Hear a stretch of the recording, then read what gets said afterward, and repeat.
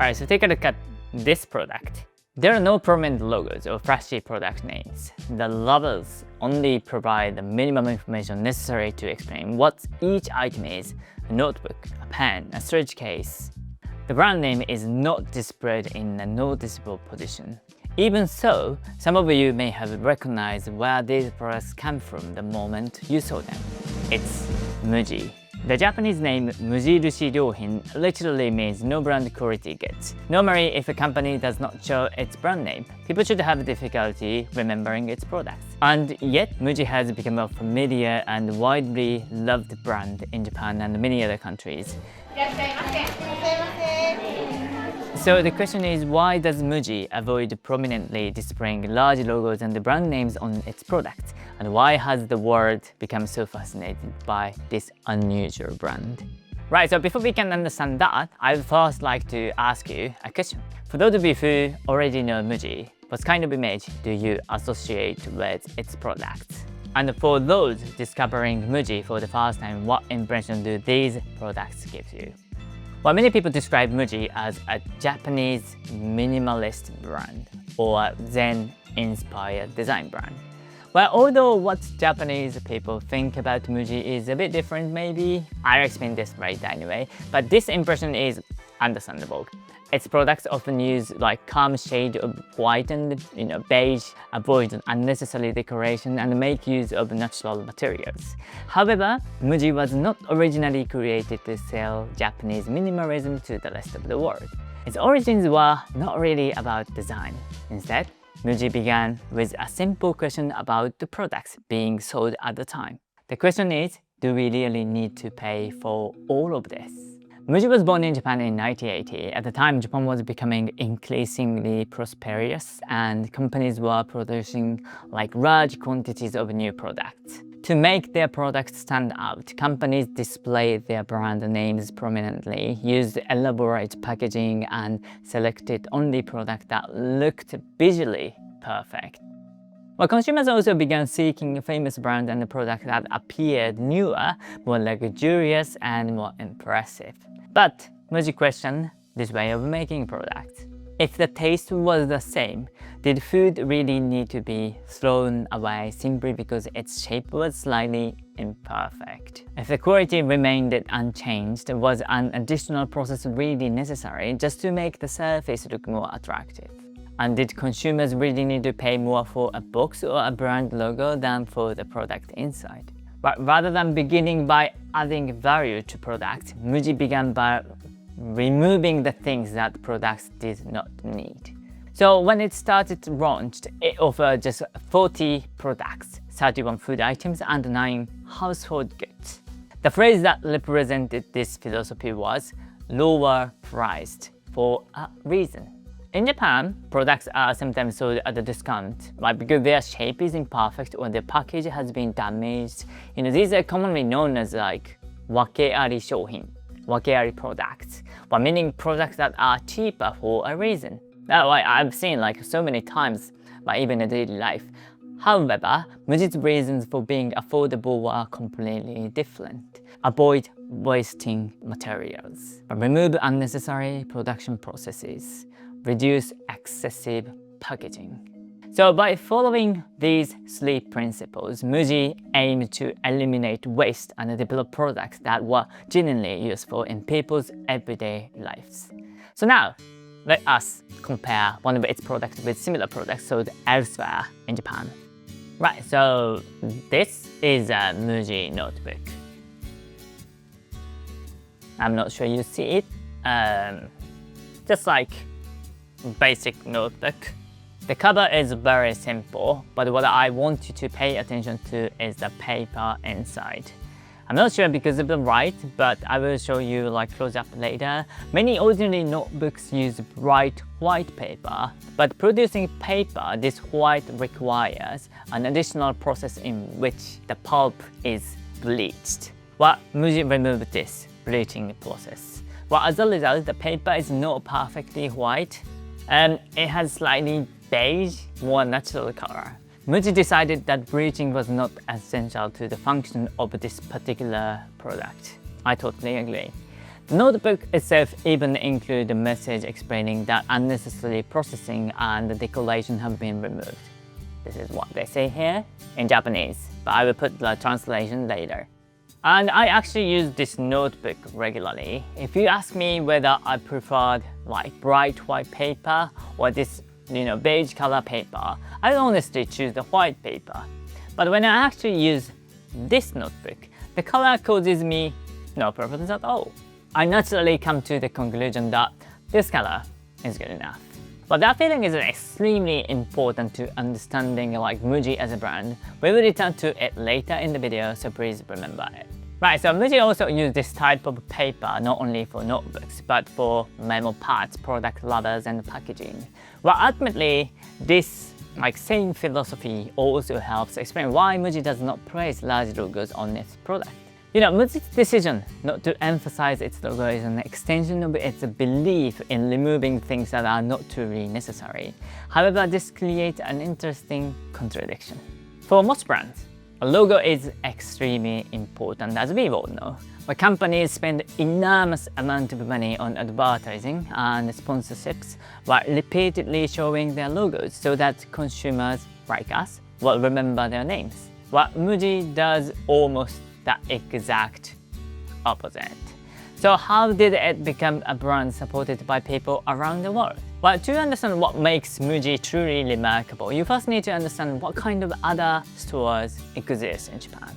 MUJI is not the only Japanese retailer selling furniture, storage products, kitchenware, stationery, and other household goods. Well, for example, major retailers such as Nitori and Kainz immediately come to mind for most Japanese people. But these stores also offer practical, high-quality products, and I have some of them, of course. Japan also has 100-yen stores such as Daiso and Seria. But what makes Japanese 100-yen stores impressive is not simply how inexpensive their products are. Despite costing only around 100 yen, many of their products are practical enough for everyday use. Japanese consumers therefore have an enormous number of alternatives to MUJI. They can prioritize price, or they can choose another retailer based on functionality or the range of products available. Even so, MUJI continues to be supported not only in Japan, but in many countries around the world. In the 2025 Japanese Customer Satisfaction Index, MUJI ranked first in customer satisfaction in the household goods and home improvement store category. It also ranked first in 5 of the survey's 6 major indicators, including perceived quality, value for money, and willingness to recommend the brand. It's absolutely fantastic.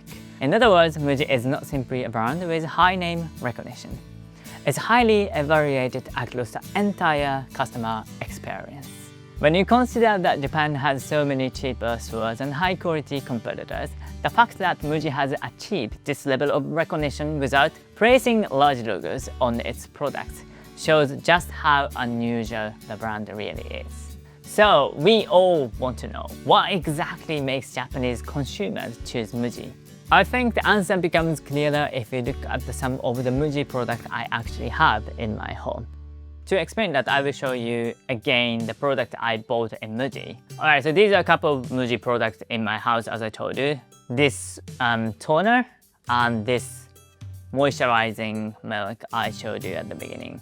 Well, to be honest, I have never been practically interested in skincare. However, because I appear on the camera for YouTube right now, I have gradually started paying a little more attention to it. When someone like me, an ordinary man who knew almost nothing about cosmetics, decided to buy a toner, the product I chose was from MUJI. Why?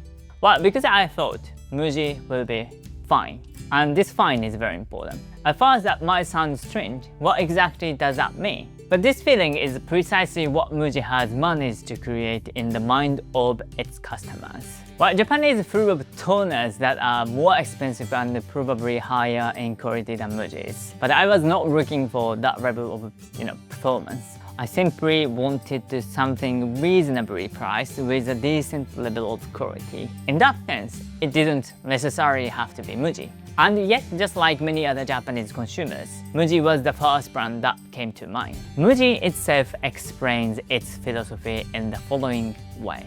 Rather than creating products that inspire a strong preference such as "this is the one I want" or "it has to be this," MUJI aims to provide customers with the rational satisfaction of thinking "this is enough," believing that this contributes to a more pleasant way of living and a better society. So remember, my decision to buy this toner is a perfect example of that philosophy in practice. However, simply saying I chose MUJI because MUJI was good enough does not really explain what's happened.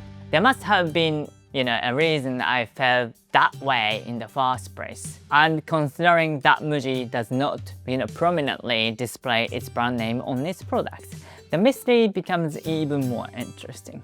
So when I thought about it from the perspective of an ordinary consumer, I realized there were two main reasons. The first is my trust that whatever I buy from MUJI, I will receive something of at least a certain standard. In addition to this toner, I have many different MUJI products in my home.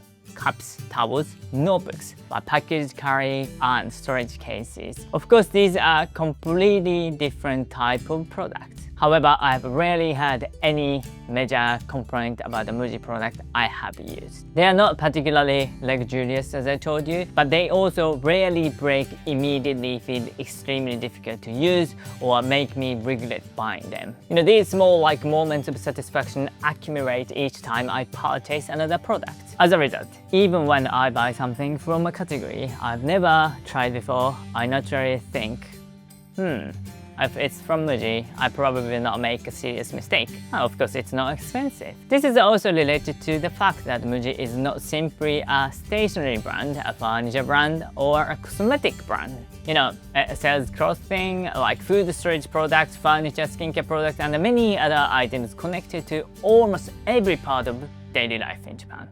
So in Japan, some MUJI products are even sold in convenience stores. This is also huge. As a result, MUJI does not feel like a special brand that people encounter only occasionally. It feels like a familiar presence that exists along the natural extension of everyday life. Satisfaction with one category also creates trust in another, of course. A good experience with notebook I showed you can provide a reassurance when choosing a towel. Satisfaction with a storage product can later provide reassurance when buying toner. When I was shopping for skincare, MUJI did not come to mind because I knew a great deal about toner. It came to mind because I had already used MUJI products in many different parts of my life and had developed the belief that MUJI would provide something of at least a certain standard.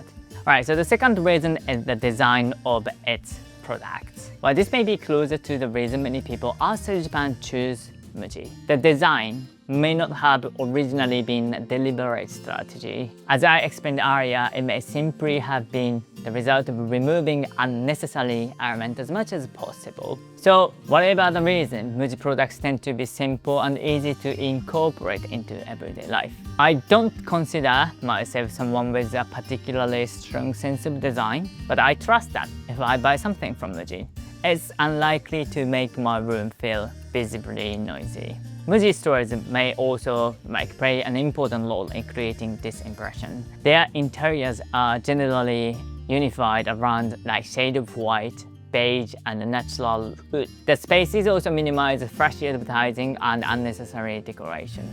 Japan has another famous retailer called Don Quixote, which sells an enormous variety of products. But although some of the products sold there may serve similar purposes, the store design and the shopping experience are almost the complete opposite of MUJI. So whenever I see a MUJI store in shopping mall or in the middle of a city, I often feel drawn to go inside. It can almost feel like an urban oasis. So I don't choose MUJI because I'm convinced that its products are always the most beautiful. I choose it because even though I'm not knowledgeable about design, I trust that a MUJI product is unlikely to clash with the things I already own or stand out awkwardly in my room. So in other words, two things naturally drove me toward MUJI, without the need for a large logo to persuade me. The trust built through my previous experiences with its product and design that are difficult to get wrong in everyday life. Alright, so now let's return once again to the MUJI notebook I showed you earlier, this one. If we only compare the whiteness of the paper, MUJI notebook may not be the best. The same is true of the toner. There are many products that are more expensive, contain more specialized ingredients, or promise more powerful results. We all know that. The important point is that the product with the best performance in one particular area is not necessarily the best product for our actual lives. Adding more functions may make a product more useful, but it can also increase the price and make the product more complicated to use. Making a design more distinctive may make the product more visibly attractive on its own, but it may also make it more difficult to combine with your room or the things you already own. So, improving something often requires adding something else. But do we really need the highest level of functionality or the most beautiful design in every product we own? Well, of course, for the things we care deeply about, it can be worth spending time and money searching for the very best option. I do that as well. However, it's not realistic to compare research and select the absolute best version of the everyday product we need in daily life. Those of you who have moved house before may understand this. Do you remember that? Choosing furniture, dishes, towels, storage products, and countless other household items from scratch takes far more time and effort than we often expect. And if every product had a strong personality and constantly demanded our attention, everyday life might actually become exhausting. However, if we compare every MUJI product in video with all of its competitors, I do not believe that every single item would be the best product. But even so, when I look at my life as a whole, MUJI allows me to choose products without making major mistakes and to quietly feel this is enough. And that can ultimately make it the best choice for me. But perhaps this feeling is not limited to Japanese consumers, because MUJI does not force a strong personality onto its customers and leaves room for its products to become part of the user's own life. It can naturally enter homes and cultures very different from Japan. So what MUJI created instead of a logo was a standard for everyday life, one that allows people to choose something with confidence and say, this is enough. So it's very interesting. Not being the best is sometimes the best. So now I'd like to hear from you. Have you ever bought something from MUJI? And if you have, what made you choose it? Please let me know in the comments. MUJI may be one of Japan's most recognizable brands, but its store shows that Japanese products are not always what they first appear to be. So if you'd like to discover another hidden reason behind something you see in everyday Japanese life, watch this video next. Alright, so thank you for watching and I will see you there.